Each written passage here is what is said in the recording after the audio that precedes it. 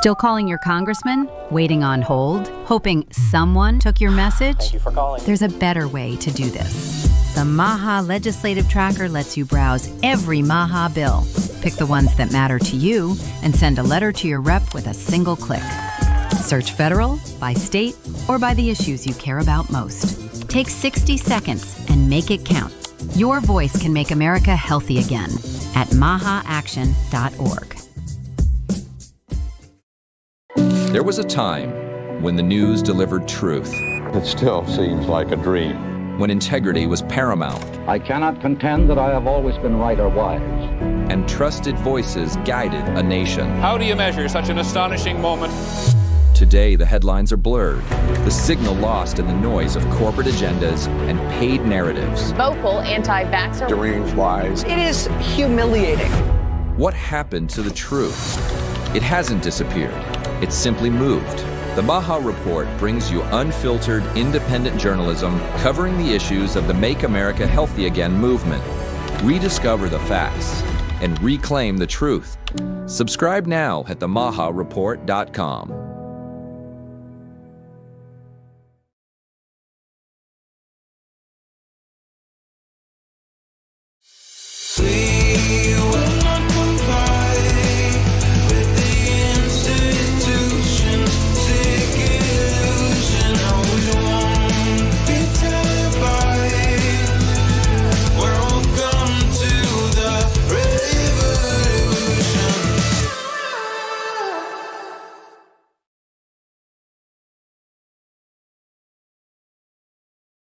Welcome to the MAHA Media Hub, and welcome to the MAHA Revolution.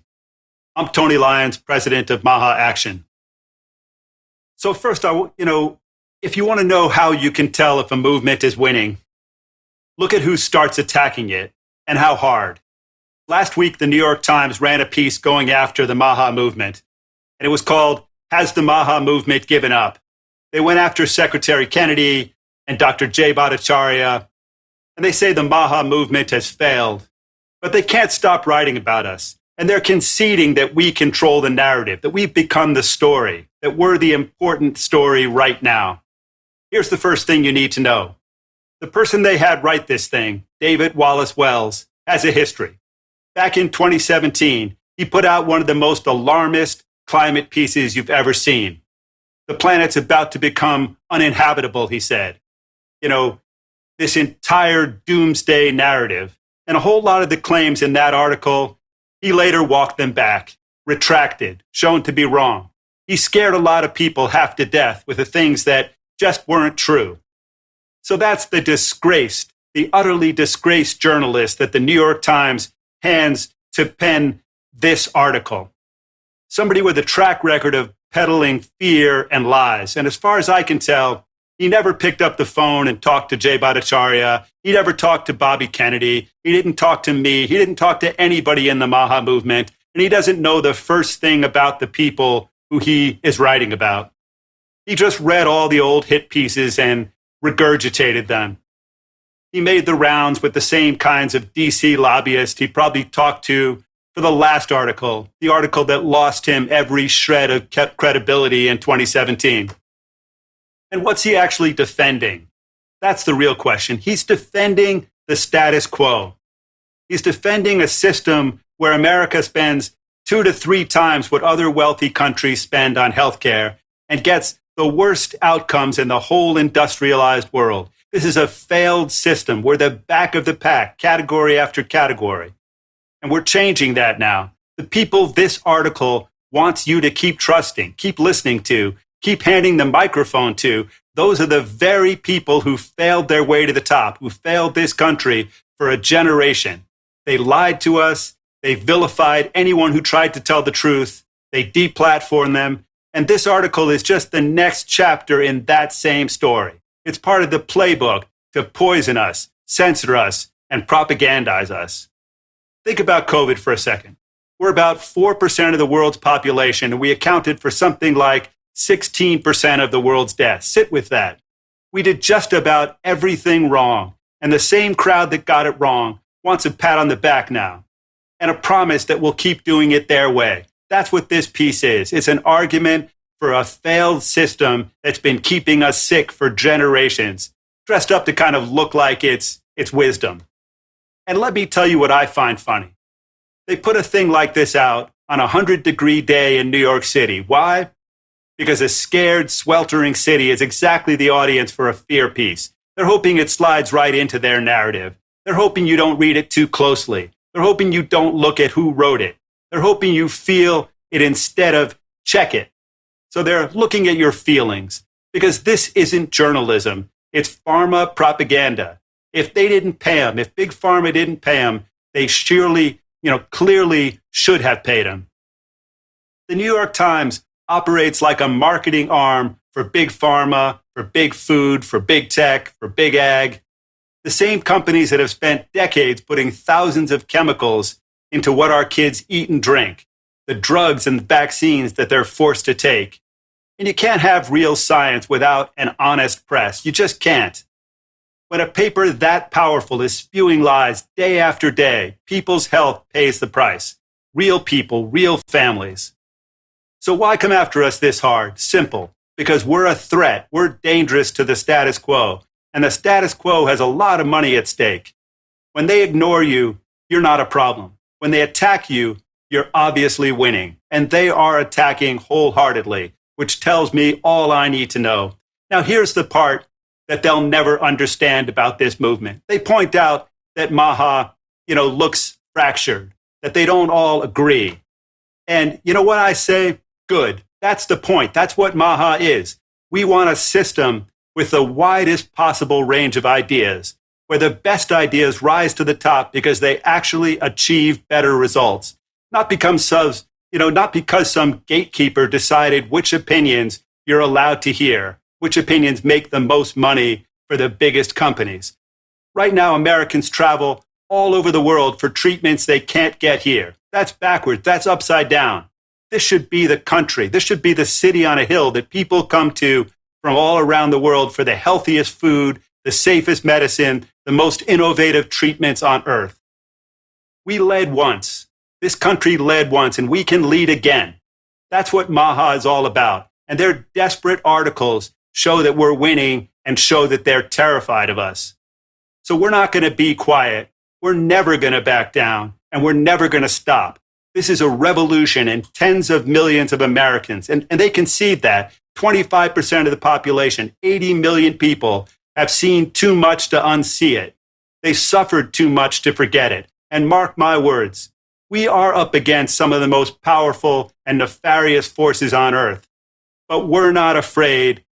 We're just getting started. We're never backing down.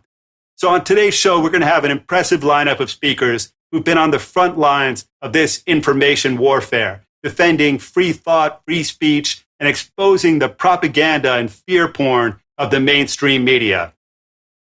We'll be joined by Steve Bannon, the brilliant, relentless, and fearless political strategist and host of Bannon's War Room. Then Charles Eisenstein, author, speaker, and philosopher. Emily Kaplan, co-founder and CEO of the Broken Science Initiative. Mary Holland, CEO of Children's Health Defense.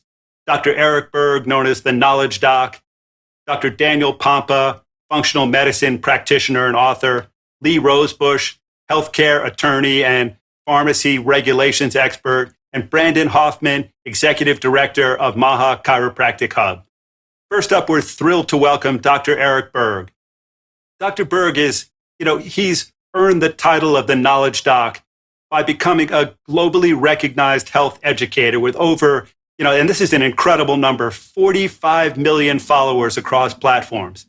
So for more than 3 decades, he's helped people understand how the body really works, not the propaganda, not the pharma story, but how to support it with practical, real-world strategies for better health. So beyond his work as a teacher, as a real educator, he's also an incredible thinker, writer, researcher, and one of the key visionaries behind the MAHA movement. He's also authored a groundbreaking new book, Change Your Environment, built around a simple but urgent truth. Our current environment is making us sick. We can change it and we can become healthy. Welcome, Dr. Berg. Thank you so much, Tony. I really appreciate it. You're doing an incredible job. So we all just want to support you as well. Listen, a while back, I sat down with a very interesting individual who was a food scientist. And this person worked for the largest junk food company in the world. So I really was curious, like, I asked her, I said, what did you guys talk about when you're coming up with a new product and you're around this boardroom? Like, what do you guys discussed?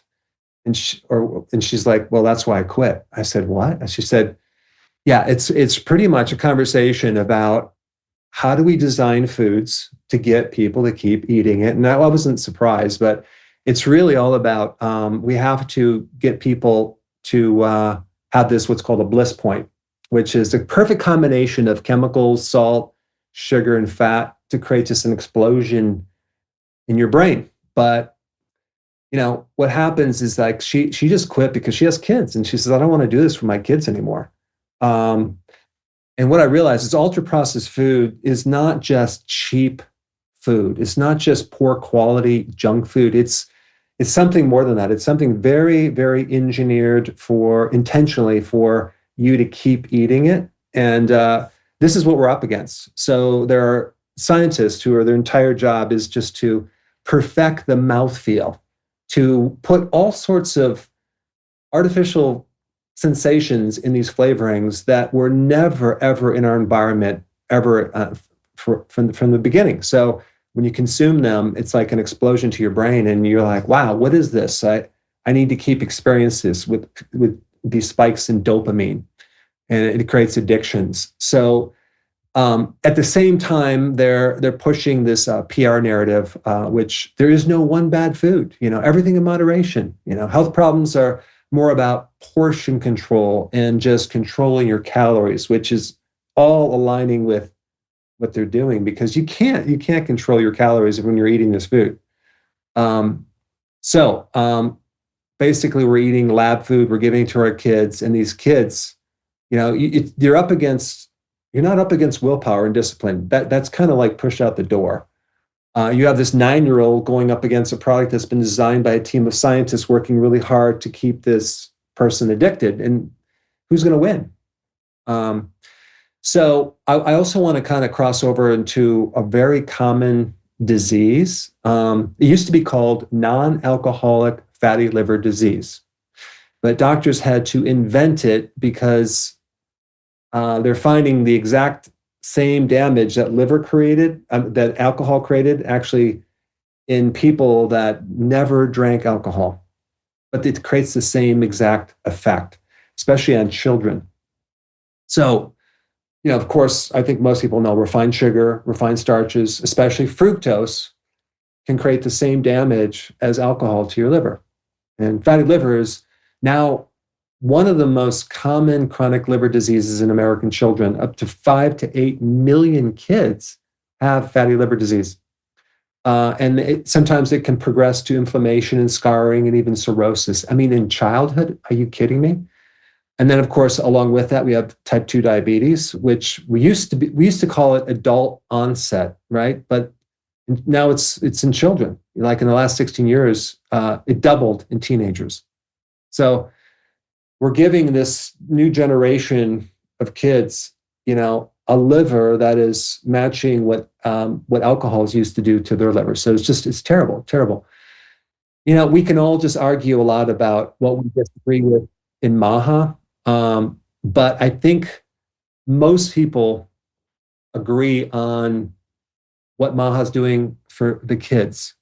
And so what I'm going to ask you to fight for is our food system, like to help back up MAHA and RFK and what he's doing to our food system, because I think we can all agree that we don't want sick kids. And these kids have been intentionally sick or created sickness by design. And finally, someone stood up for this, RFK, and the MAHA movement that's backing him up. So again, we don't have to agree on all these different issues, but this is one that I'm passionate about, and I think we can get behind because, it's really about getting kids to eat real food. And unfortunately, we've been feeding kids something that doesn't even fit the definition of food. So basically, we need to get everyone on the same page and support the children. And this is why, again, I just want to summarize. We disagree on a lot of things, but there's one thing I think we can all agree on. We need to straighten up our food system, and we need to back up RFK with what he's doing with the food and the junk food and the labeling and the SNAP program. And I think that's a worthy cause. So thank you for listening.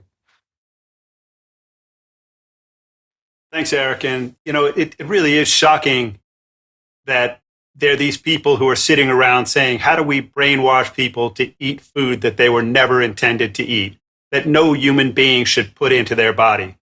And that they're studying this, that there are scientists who went to top colleges who are doing this all day long to try to convince people to do these things that are poisoning them. And, then they want to tell us that you're dangerous, that Bobby Kennedy is dangerous, that Dr. Jay Bhattacharya is dangerous, for trying to protect the public from that propaganda, from those lies, from that poison. And so there really is something inherently sick about that, and sick that a newspaper like the New York Times and so many other places will defend them and will go after this just incredibly important work, this heroic work that you and Bobby and Jay and so many other people are doing, doing it like folk heroes, not for money or power or fame, but really to protect children. And I think just nothing could be more important than that. So thanks, Eric. Thanks for coming on yet again. My pleasure. Next up, we have Mary Holland. And Mary is another one of those kind of folk heroes. She's the CEO of the incredible nonprofit Children's Self Defense.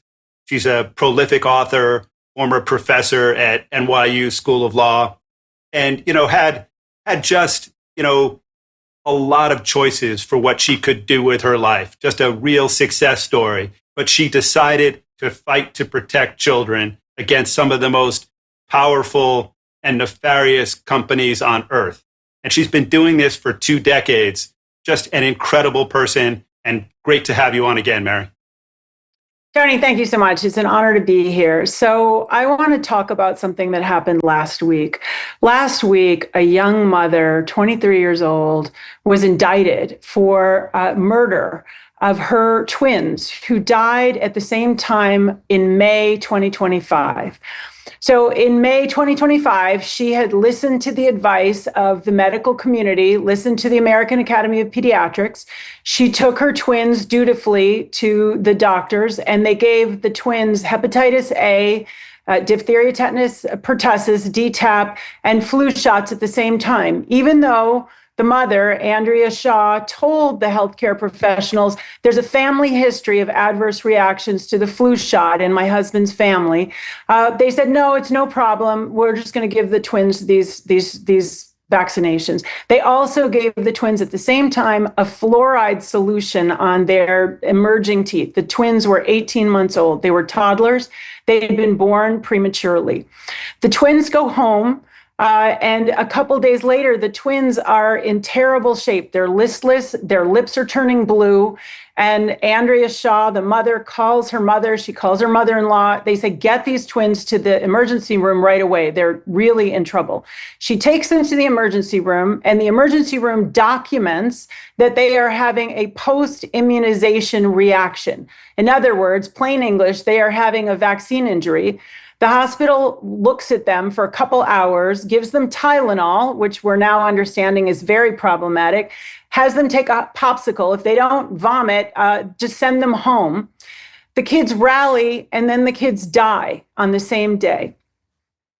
And we included this mom, Andrea Shaw, as the lead plaintiff in a case that we filed in January of 2026 against the American Academy of Pediatrics, saying that, and the mom was then immediately, because the twins died simultaneously, she was the only person home, she was immediately put under investigation for murder.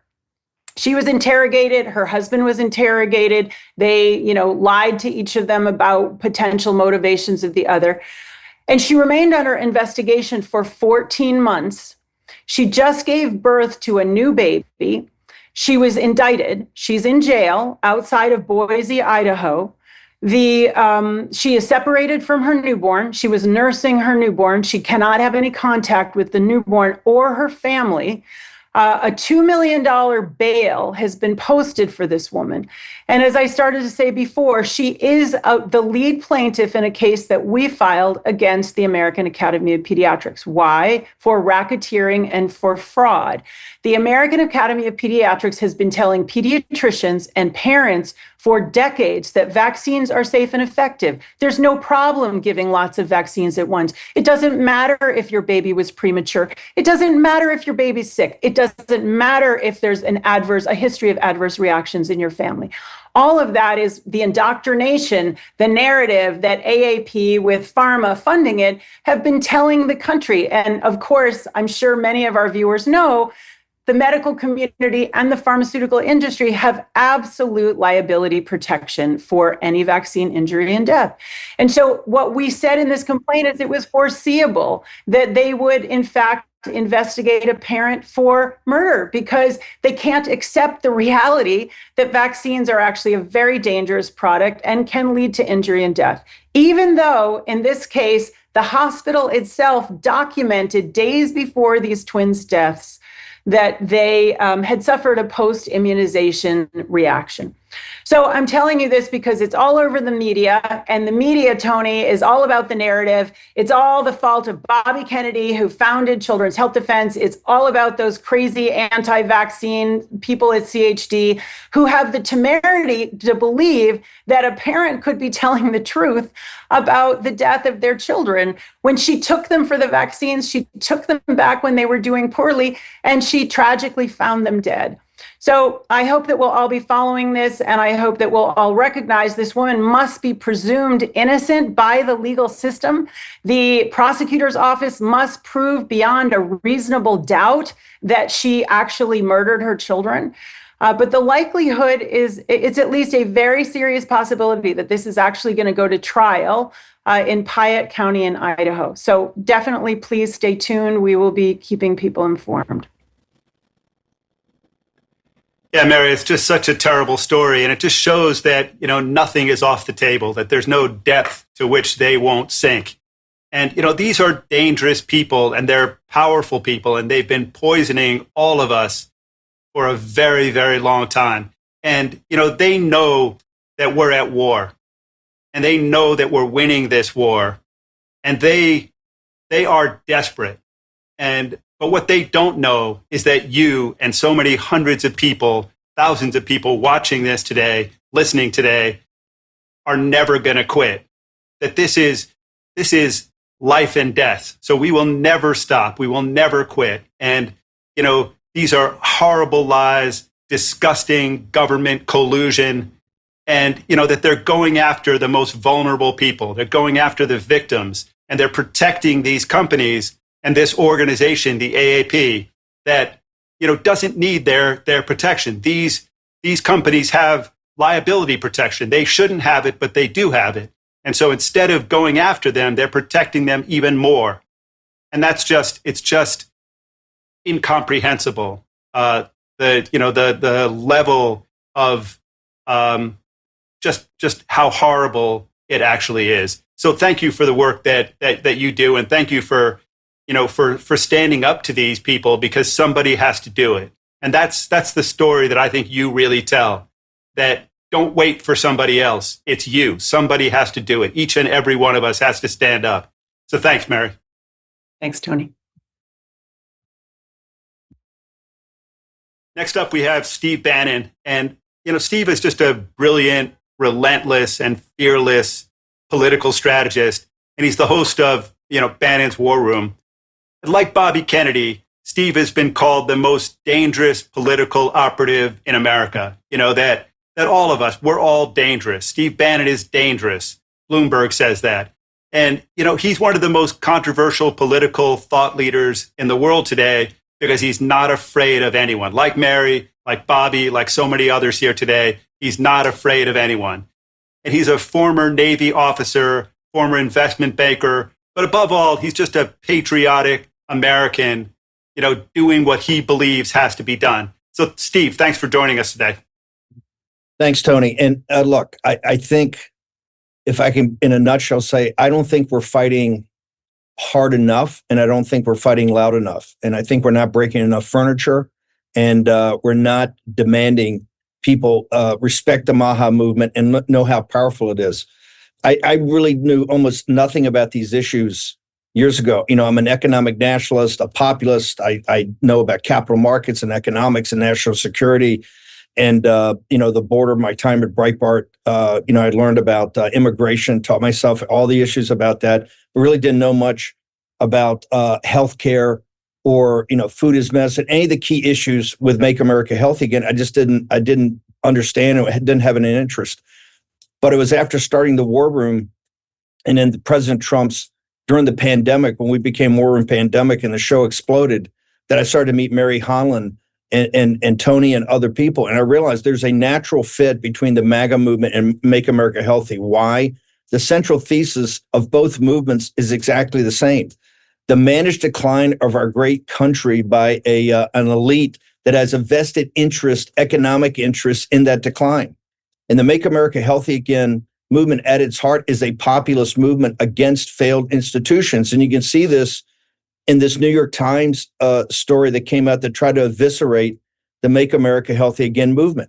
Of course, it's all lies, half-truths, reverse spin, all of it. And the reason is they fear actually the Make America Healthy Again movement getting institutional power in Washington, D.C. And that's why I think that we've got to double and triple down. When we have MAHA guests like Mary Holland and these other great fighters over children's health defense on the show, starting in basically, 2020 during the pandemic, but really 21 and 22, the audience is super engaged. And these are people that we consider kind of traditional former Republicans that, wouldn't naturally want to go after the big pharma, these big institutions, but they do more than ever. They know that these institutions have lied to them. They know that these institutions are dangerous to the health of their children, the health of the nation. And this kind of culminated this spring when the polling, my understanding was from the political apparatus around the White House came back and said, well, some of the stuff that Bobby Kennedy and their HHS and what they stand for over there is, not popular. It's going to hurt us with suburban moms in the midterms, and we got to tone it down, and we really got to put a leash on Bobby Kennedy. I'm sitting there thinking, I just saw the Roosevelt Room presentation with the president, where the president of the United States got ahead of Bobby Kennedy on the vaccine situation. I mean, he was actually ahead of Bobby on that. I said, that's the real Donald Trump. I don't know where this polling's come from. And we connected with Dr. Jeffrey Tucker and the people over Brownstone that they saw that polling and said, something's not right. That doesn't match with what we know. And these guys did a thorough, systematic poll, right, that reconfirmed by supermajorities, the key elements of the Make America Healthy Again program is supported overwhelmingly by the American people. And that's why I think we need to double down. We need to challenge any political people that challenge this by polling. We have to challenge, and we have to double and triple down. And remember, when the New York Times is coming after you as hard as they're coming after you, they're scared to death that you're getting traction and you're winning. And so this article, which, by the way, by one of the most disgraced science and climate change writers ever, was a complete hit piece. But that's fine. They've shown us, they've exposed us where they fear us the most.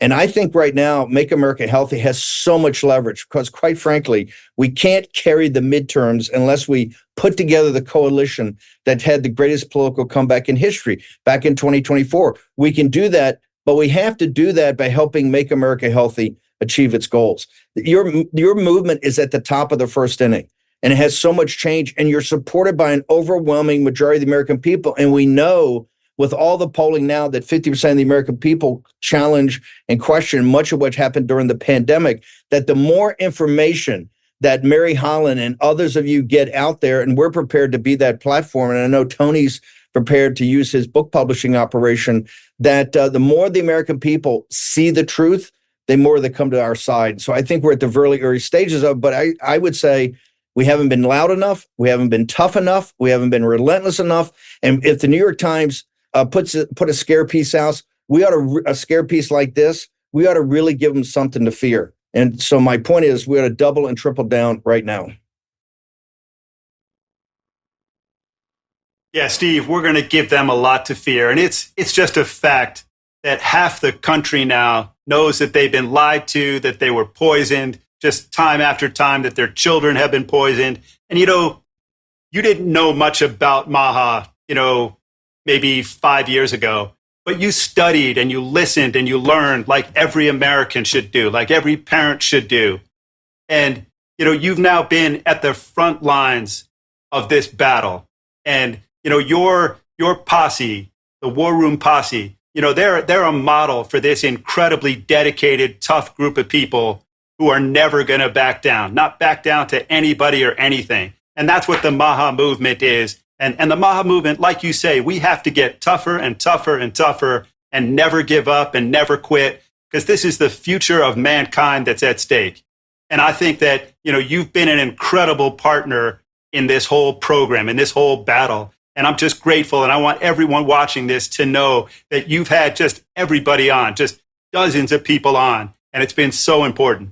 Well, I think this is my point, Mary, and you remember we sold, 750,000 copies of the 1.5 million copies that sold of Bobby Kennedy. That was really the beginning of the waking with Fauci. Yeah.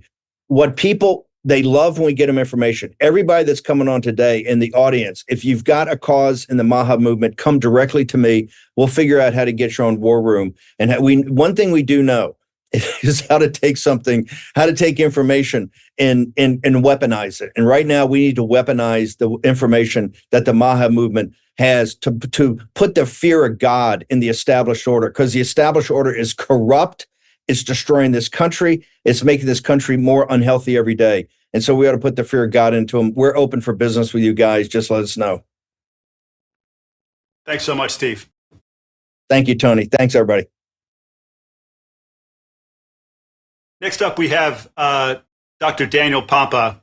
And Dr. Pompa is the founder of the Pompa program, healthcenters.com. He wrote Cellular Healing, Diet, and Beyond Fasting. And through his own journey to health, from being really sick to being really healthy, he became a leading cellular health expert and is now teaching practitioners all around the world about advanced detox strategies, but also about so many other things. Just a great doctor, a great man, incredibly generous. Dr. Pompa, welcome. Yeah, you always for having me. I love this mission. I tell you, I'm coming out of my skin. First of all, congratulations, Tony, the team, MAHA, Bobby, because that article was an absolute sign of victory. Because we are on the map. We are making a difference. Look at what's at stake. Did you hear Mary Holland? Our children, they're at stake. The midterm elections are at stake. You know why they're at stake? Because they know that it's moms who are going to make, once again, the biggest difference. And moms are following MAHA. I'm telling you, we have changed. Just yesterday, someone said, one of the things that MAHA has done, it's changed the conversations on social media. It's changed the landscape. And MAHA is really driving that. They see it, and they're absolutely afraid. The battle, and I have warned all of us, and if I come on here and say anything, this is the most important thing I say right now. It's a reminder that we are at war. When you look at things that we just scratch our heads and see, man, it's so obvious to us. This is how the enemy is railroading us. This is how he's taking us off focus. This is how he could ruin our country, our families, the establishments, all of it. It is health. And the battle is spiritual. Every time I say it's beyond logic, I remind myself the battle's spiritual. Now, those of you who heard me in the past, I said we are at war. Tony, you said we're at war. Steve Bannon said we're at war. Mary Holland said we are at war. We are. But the battle is spiritual. But we are not here without a war cry. Now, those of you who heard me in the past know that I gave you the war cry. It's 3 Hebrew words, Rak, Kazak, Amatz. And everywhere in your Bibles, that stands for the three words, be strong and courageous. But the Hebrew words have so much more meaning.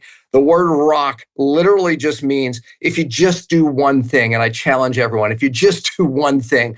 Kazakh, the next word, means you stand boldly, physical boldness. We are not going to retreat. We're not retreating. There's no way we're retreating. You think Mary Holland's going to retreat? There's no way she's going to retreat. You think Steve Bannon's going to retreat? Tony, you're not retreating. We're not retreating. That's a physical boldness and a stand that we take. But the word amatz even means more. It's a spiritual boldness. That means we are empowered by what we know God is doing through this organization. It is good versus evil. I don't care. We have probably every religious group listening to my words right now. But the fact is we know the battle's spiritual, don't we all?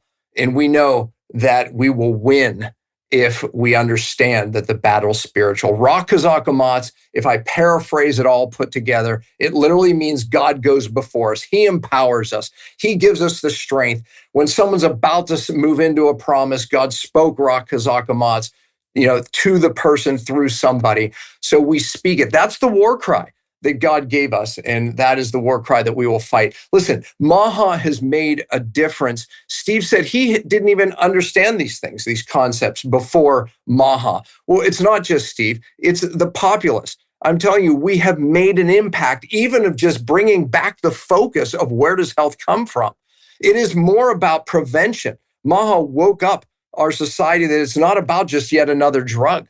Right? It's not about an outside-in philosophy, but an inside-out. God designed our bodies to heal. And we're getting to the actual causes of why we have diabetes in young kids, why cancer rates have risen since the 1970s, 67%, why 60-some% of the population has chronic disease. It is the toxins. MAHA brought ultra-processed food into the conversation. We threaten big ag, we threaten big pharma, we threaten all the big industries. No wonder they're writing this article. It was an anti-Trump piece, an anti-Bobby piece. It's political, but all it did really, I believe, will empower us even further. Because when I read it, it was literally just screamed the difference we're making. But again, I'm coming from a perspective of this battle is spiritual. I'm telling you, we better put the full armor on, every one of us that are in the battle. The Bible tells us, put the full armor on, every piece, because of the battle being spiritual. But Ra Kazakh Amatz, it is the war cry. We will win. We are not backing up. We're moving forward. And Tony, you're leading the march.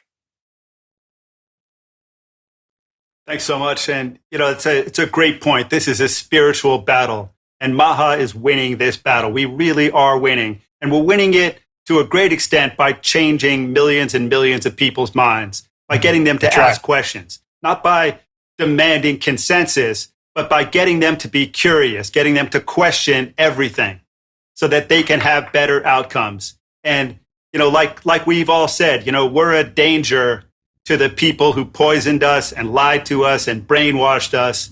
And also, like you said, we've been successful at waking people up. So we've woken up millions of Americans, and they have been this sleeping giant, and they are fierce and angry and ferocious, and they're never going to quit. And there's no number of articles or hit pieces or anything, no number of lawsuits that can keep us down, because there's nothing more important than our health. So, thanks for the work you do. Thanks for coming on each week. Really just love having you a part of this movement. Yeah, and believe me, we impact these midterm elections because moms are leading health in this country, and that's who we're reaching, MAHA. Let's not ever forget it. Ra Kazakh. Definitely. Next up, we have Charles Eisenstein, and he's a cultural philosopher, writer, author of really important books such as Sacred Economics, The More Beautiful World. So he's just been such an important character. He was a big part of Bobby Kennedy's campaign. His work challenges narratives of separation and advances a vision of interbeing, reciprocity, and caring for each other and for the world. And I think that's a big part of the MAHA movement. And that's a big part of this whole battle, because these companies, these narratives, these organizations, They are trying to tear us all apart. And with the MAHA movement, they're trying to set us against each other, but they will not succeed. So, Charles, thanks for coming on. Yeah, thank you so much for having me back, Tony. And Mary's story that she just told about that poor mom really kind of landed heavy on me. I'm probably not the only one who was affected by that. It is a reminder, first, that if we're going to look at this as a war, the other side will always underestimate us. And especially they will underestimate our resilience, because to a large extent, they believe their own propaganda. In their world, vaccine injuries and deaths and all this stuff is just kind of imaginary. So they don't understand what it's like to lose loved ones yourself to vaccine injuries and some of the other issues that we're active on, or to hear stories like that and to believe them. That generates a commitment and a zeal that is invisible to them. And that's why, as Dr. Pompa was saying, that's why we're not going to be retreating. It's also stories that, like the one that Mary told, and like none of us are, I've known about these kind of things all the time, how many, quote, shaken baby syndrome prosecutions are actually from vaccine injuries. I've known this all the time, but sometimes you got to hear another story and it just lands again. And it reminds us what we are here to do. Because the invitation that the powers that be extend to us all the time is to start fighting each other.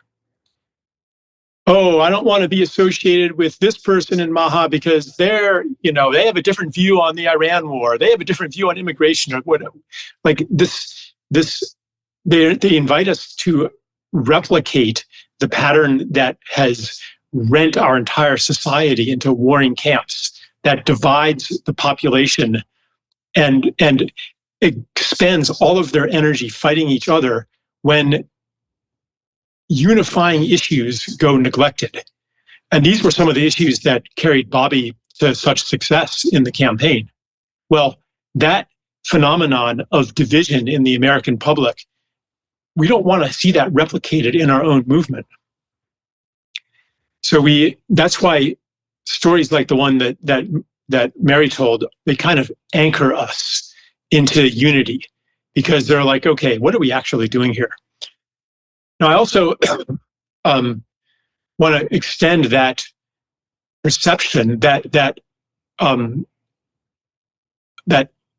understanding of unity beyond our movement, because that the story that Dr. Berg told also landed pretty strong with me. The food scientist who quit her job because she could not stand what she was doing. For every one of her, there are probably 10 or 50 or 100 executives, scientists, doctors in the system who have private doubts or a private protest, private disagreement, a moral disagreement with what the system is doing. But they're kind of, keeping their head down. They don't have quite the courage, but they're there. Ultimately, the way that we win this war is through not just overcoming the other side by force. Because if it comes down to that, the other side has more force. They've got vast amounts of money. They have a vast propaganda machine. The way that we win is through a change of heart and a change like Steve Bannon was exemplified here. That he, like, I don't know, Steve, what your positions are on other things, but the fact that you were open and listened and changed your mind, that inspires some trust. So it can happen even in people probably 10 years ago. Like, I would have disagreed with Steve Bannon on pretty much every issue, and I probably do disagree with some right now. But I'm not going to focus on the divisions as if I could sequester myself from any bad people defined by people who have bad opinions. That's the patterning that we have to let go of. Otherwise, this movement will destroy itself in the same way so many movements before have destroyed itself. You find something to disagree on and you amplify that. We're not going to do that. We're not going to retreat. And thank you for your attention and your incredible work, everybody.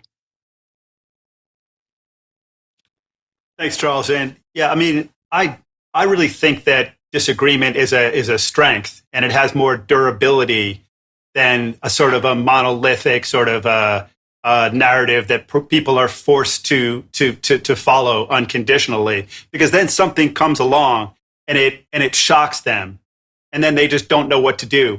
But I agree with you that many of the people who are really harming all of us believe their own propaganda. That until something happens to a loved one or some shock in their own life, they really do believe it.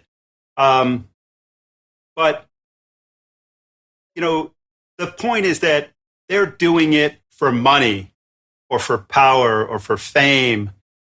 They don't have any heart. They don't have any passion.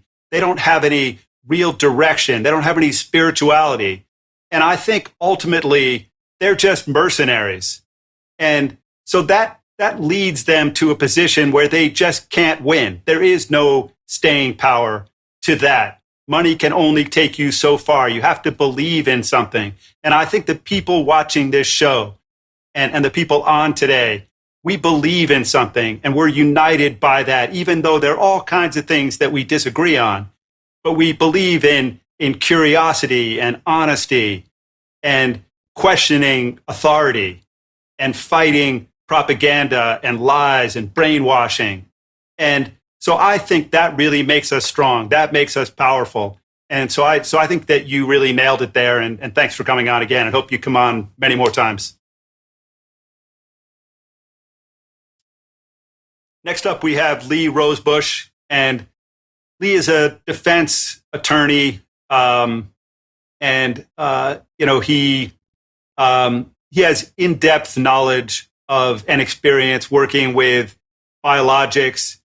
He's the foremost lawyer on innovative ways to stay healthy.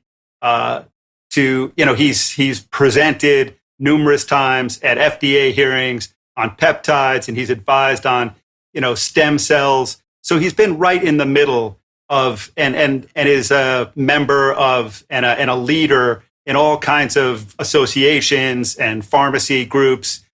So he has just great depth of knowledge and is a real warrior and a fighter for all things MAHA. And he's the author of an incredible new book, The Peptide Revolution: Past, Present, and Future.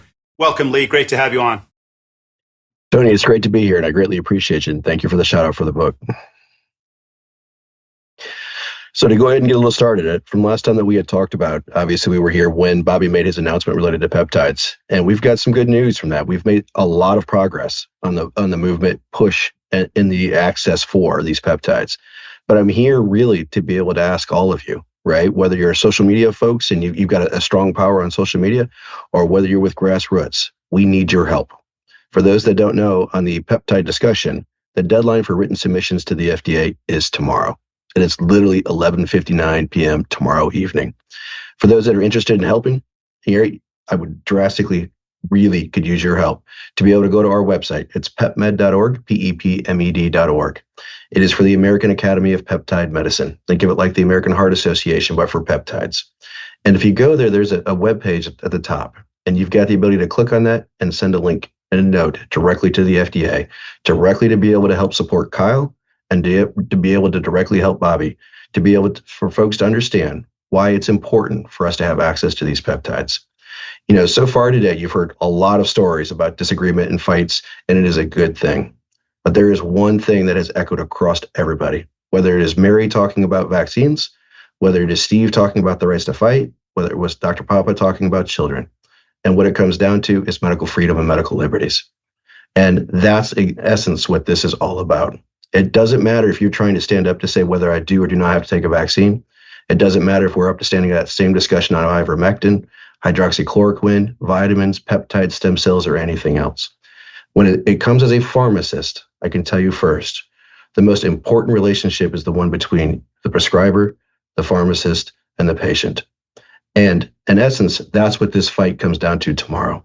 And we're asking for all of your help to be able to help stand up and push back to say that no FDA regulator should stand in between the patient and the provider. And that what we put into our bodies, right, should be determined by that pharmacist, the patient, and the provider. And so we would ask that each of you go to that website, pepmed.org, to be able to help write a letter. Ultimately, when it comes down to the standards and how these are going to be reviewed, we have a hearing on July 23rd and 24th.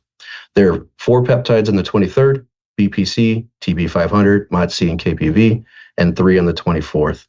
And what we've seen from those at the careers at the FDA is they have pushed to say that in order to have access for these peptides, that you in essence have to go through a new drug application process and a whole safety approval process. And right now, I can tell you, Bobby has stood up to push back. You've heard him talk about the differences between safety and efficacy and our lawsuits when the Biden administration messed up in 23 and put these on the list and what that meant. You've heard Kyle come on and talk about the medical freedoms and discussions associated with that. And ultimately, if you look at the regulations, FDA's own regulations of which they're supposed to follow, it's really a 4-factor test. It's simply the name and the physical characteristic of what they're looking at, the peptide, any safety issues raised by it. Notice you don't have to prove safety. The efficacy discussion, if there is any even, you don't have to provide that, and the historical use of this. And so those are the 4 factors legally they are supposed to follow. And we need to ensure that we as a group from MAHA push back so that way those proper standards are there and that Kyle and Bobby have the support that they have been trying to push for this. Steve mentioned this a minute ago, and so did Charles. And I want to make sure this comes across. And Tony, it's a little bit of breaking news for you, right? From pollster aspects of this. As you know, we ran a poll with Tony Fabrizio. For those that don't know who Tony Fabrizio is, that is President Trump's personal pollster and the group that does it for the White House. In addition, some of you may know Kellyanne Conway. I had Kellyanne again run a second poll to be able to back this up. So there were 2 separate pollsters, 2 different groups, didn't know about each other, asking separate different questions. And ultimately, we got our results back when it came to peptide access. And the results may shock you. 73% of Harris voters support this. Almost 80% of Trump voters support this. And those that switch parties from that perspective, are over 70%. According to Kellyanne Conway's discussions, over 80% of people, regardless of party, are in support of allowing regulated U.S. compounding pharmacies to provide these. And I raise that to you because it shows that MAHA, who were the very first ones to stand up for this important issue, are on the right side. And it doesn't matter if you're a Republican, Democrat, Independent, etc. These are 80% numbers in support. And as we all know from DC, it is unheard of to have something that is a plus 60 in this type of political environment. This is a plus 60 issue. In addition to changing votes, it is a plus 35 issue. People are 35% more likely to support their congressman for midterms if they support this issue moving forward. And that's from 2 separate pollsters. And again, this is what MAHA has been behind pushing. This is why Bobby is in the right. And this is why this book is important, that we can get this information out.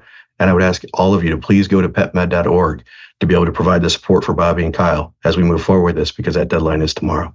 So thank you, Tony.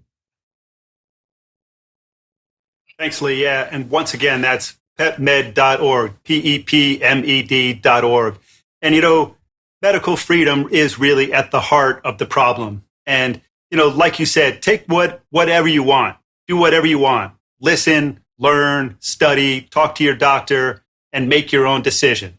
And so, something like this where 80% of the voting public, regardless of party, wants to have this option, this choice. It's so important. The only people who don't want us to have these choices are people who want to sell us something else, or people who want to extract more money from us than this will allow them to do. So this is another one of those big pharma problems. Big pharma doesn't want you to have medical freedom. They want to have medical fascism. Take their product and nobody else's product. And we've seen where that gets us. We've seen where doing that for a generation has left the American public. So I'm glad that we're taking part in helping you fight this fight, because it's an important fight and it's something that MAHA can really get behind. So thank you so much for the work that you're doing, and thanks for coming on, and thanks for writing that incredible book. Thank you, Tony. Thank you for all the support. Next up, we have Brandon Hoffman, and he's the executive director of the MAHA Chiropractic Hub. MAHA has all these different divisions now. We're expanding. Like I've said many times, we're winning. We're getting into more and more areas. We're hiring more people. We're going to become just an incredibly powerful organization. But Brandon has worked across insurance, media, education, policy, advocacy, and always with the same goal. He wants to build credibility, foster collaboration, and bring patient-centered approaches to further, the welfare of patients, and to bring these new approaches, new ways of thinking into the mainstream. And that is an anti-big pharma narrative too, because we want people to have maximum choice, and that's what he wants. And he's here to fill us in on the incredible progress being made by the MAHA Chiropractic Hub. Brandon, thanks for coming on. Great to have you here. Thanks so much, Tony. If you want to know what making America healthy again actually looks like in practice, this is it. American seniors getting coverage for the full breadth of conservative, non-drug, non-surgical care their chiropractors are already licensed to provide, and create more access for Medicare patients. Last month, I told you what we're building at the Chiropractic Hub. Today, I get to tell you about the significant progress we've made and why July 1st was such an important day for the chiropractic profession.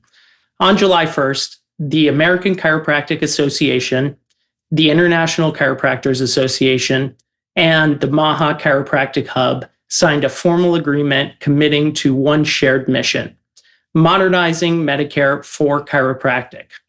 This is a monumental and a historic moment for the profession that should be celebrated. One profession, one bill, and one voice.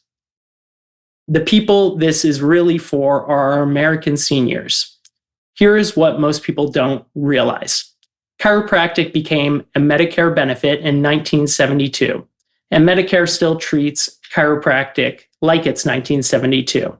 It covers exactly one service, the spinal adjustment, not the broad expertise that chiropractors are trained in and licensed to bring to the table. And for more than 50 years, our seniors have paid the price as a result. 1 in 3 American seniors lives with chronic pain every single day. And the program built to cover their care has too often left them with 2 first-line options: drugs or surgery. Bills to fix this have stalled for too long, and our own organizations were, at many times, not pulling in the same direction. That era ended on July 1st. We are here to support the profession at large, getting this bill across the finish line. And I'm here to tell you that we're going to get it done. The bill we're talking about is the Chiropractic Medicare Coverage Modernization Act, H.R. 539 in the House, S-106 in the Senate. It is simple. Seniors get access to the care doctors of chiropractic are already licensed by their states to provide, and the freedom to choose it. Nothing in this bill changes any state scope of practice. Remember, Medicare is a payer, not a scope of practice authority. This is Make America Healthy Again in one bill. Target root cause through non-drug, non-surgical care as a real first-line option, and it gives our seniors the freedom of choice before opioids, before the operating room. More options up front and a real chance at better outcomes and better years ahead. This bill has broad bipartisan support in both chambers, and the profession is united behind passing it and strengthening it with 3 amendments as it moves. Now, the reality is, co-sponsors alone don't pass a bill. Committees do. What this bill needs is a committee vote and a markup this session. For the first time in this fight, the entire profession is pulling in one direction. The agreement locks that alignment in. Now we turn it into committee action, and committee vote happens when members of Congress hear from the people who elect them, especially the seniors in their districts who live this every day. That is the machine we are turning on right now nationwide. So here's what I need from you. First, contact your members of Congress today. We have already done the work for you. The MAHA Action Legislative Tracker for HR 539 has the message ready to go. Takes 2 minutes of your time and your voice is on the record. Second, if you're a chiropractor, activate your patients this week and have them reach out to Congress by July 15th. And no voice is more powerful than a senior telling their member of Congress what getting their life back would mean. And third, spread the message. Share the news with chiropractors, patients, every senior you know, and point them to the Chiropractic Hub and Legislative Tracker. When this movement speaks with one voice, it is impossible to ignore. Getting here took real leadership, so I really want to acknowledge Dr. Joe Betts of the ICA and Dr. Chris Anderson of the ACA and both associations directly. The feedback has been phenomenal so far from the profession. Everything I've heard is this is a historic moment, and we are so excited to begin activating with the profession to move this forward and get it done. Thanks so much. I really appreciate you having me on, Tony, and look forward to continuing this mission.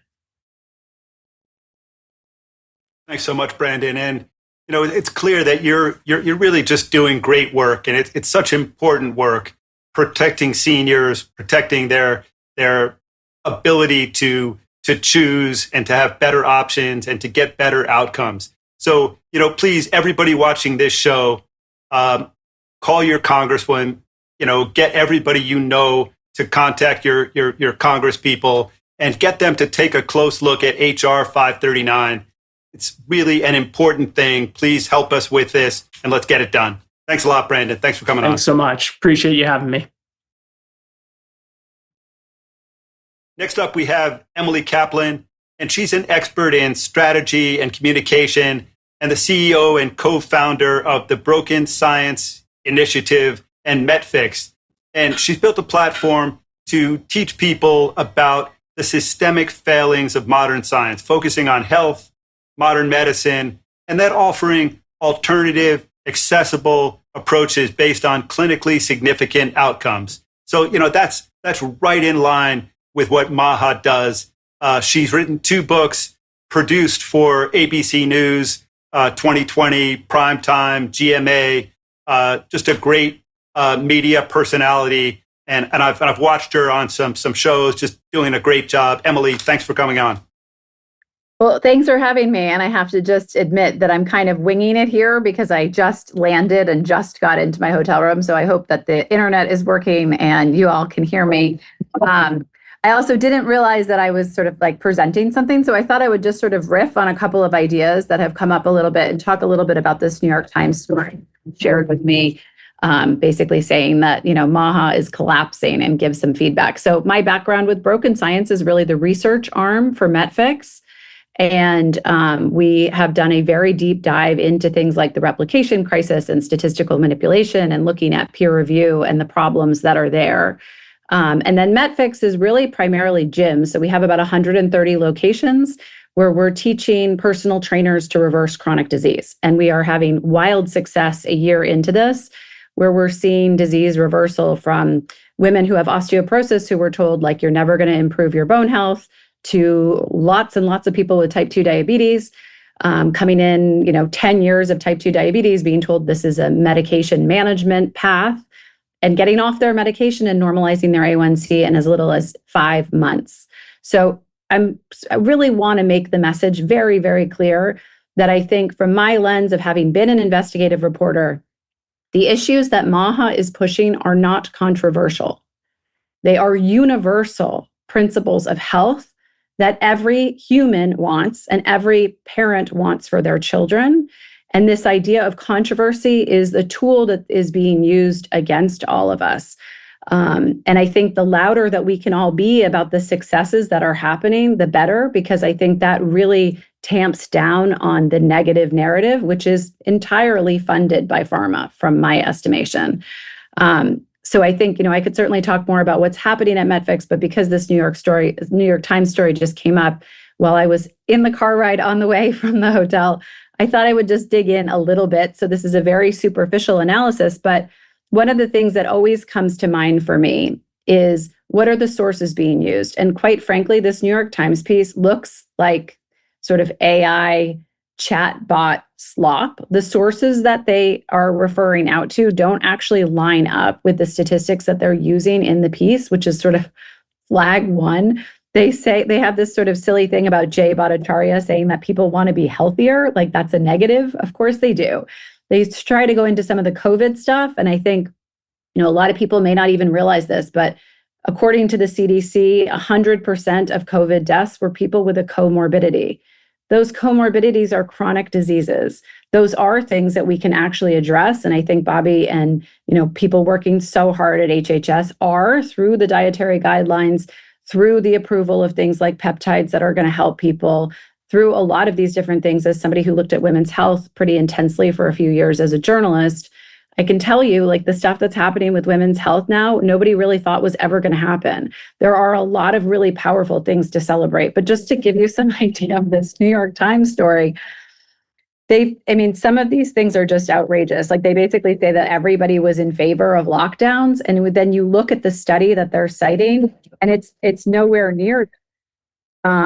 And so I would sort of suggest, I know I don't have enough time to go into all of this, but Tony, I'd be happy to write this up even for you guys, because it's like a joke when you look at the sourcing that they're providing and what those surveys they are linking out to actually say. It's far more in favor of the initiatives that MAHA is pushing forward. And I guess I'll just sort of conclude here by saying, I think what we're seeing is really that, from my perspective, MAHA is not political. The stuff we're doing at Broken Science and Medfix is not political. It's really sort of the manifestation of all of the wrongdoing that has happened to all of us and how much we've been lied to, and that collective frustration rising to the surface and allowing people to congregate together and demand something better. Now, that's incredibly threatening. If you're the media or your pharma or your government institutionalized the way that we're seeing, pushing back on some of these efforts, you'd have to acknowledge you were responsible, and you'd have to take some responsibility for that. And I don't think people want to do that. So when you read a story like this in the New York Times, what they're basically doing is trying to double down, when in fact, like, the sources that they're providing don't even back up what their claims are. So I think that's sort of a very quick, broad overview. I hope that's enough to satisfy everybody's curiosity. Yeah, that was great. That was perfect. And it just is so clear that there's so much fake policy, so many fake statistics, fake polling, and it is really threatening to a lot of people if you want to lead a healthier life, and it's threatening to the bottom line of a lot of big corporations that have preyed on the American people for a generation. And, stories like the New York Times story, those are co-conspirators in that conspiracy to poison the American public. And it's real. Like Dr. Berg said, they sat around thinking about how to addict people to ultra-processed food so that they would have chronic disease. Maybe they didn't want the chronic disease, but they didn't care about the chronic disease. They just wanted people to get addicted to food that was really, really profitable, that was easy to produce, and that was not meant to be put into any human being's body. So, you're doing great work. Thank you for coming on. Hope to have you on more. And yes, it would be great if you wrote up something for us. Yeah, I just would add one more thing, which I like to share when I give talks, which is that I think we've sort of all forgotten that pharmaceutical companies, insurance companies, and hospital systems have a legal fiduciary responsibility to turn a profit. That is they will get in huge legal trouble if they don't do that for their shareholders. And so we all think we're going and we're, sort of serving ourselves up to the medical establishment because they have our best interest in mind. Well, doctors are supposed to. They have a moral responsibility to do so, but I really believe they've lost their power. And I think part of what MAHA is doing is resurrecting this idea of medical freedom, and that involves your relationship with your doctor, not your relationship with your hospital system or your pharmaceutical company. And so thank you, Tony, for all the work you're doing too. I think, we're very aligned in all of these things. So it's exciting to be here today. One more thing. Sorry, I know this is how scatterbrained I am. No problem. I've been working on this show in DC that's called Ahead of Alzheimer's. And it's very MAHA aligned as well, because it's really trying to look at this idea of early cognitive screening. And so some of the people that I'm interviewing are people who were diagnosed really early. The treatments for Alzheimer's are pretty horrible if you catch it late. But if you catch it early, there's actually quite a lot you can do. So anybody who's interested in Alzheimer's, which I consider a chronic disease and really think is sort of type 3 diabetes, should check out that show, Ahead of Alzheimer's. Thanks so much. Great to have you here. Thank you so much.